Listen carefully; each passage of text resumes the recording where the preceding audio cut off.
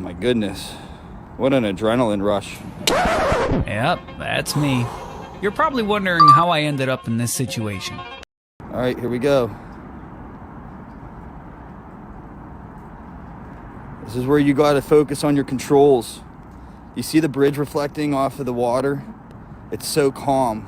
I'm staying 6.3 meters off of the river, which should keep me right underneath that span.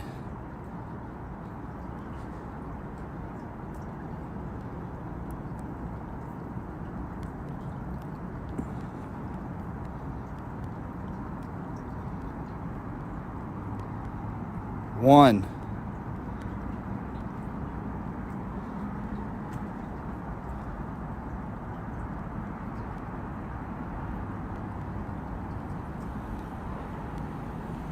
Two.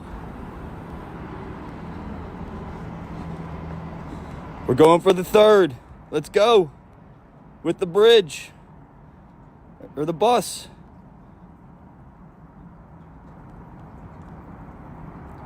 Three. We did it. And by the way, I saw this train stuck on here earlier. It's not stuck, it's just not there. I mean, it's just not going. Boom.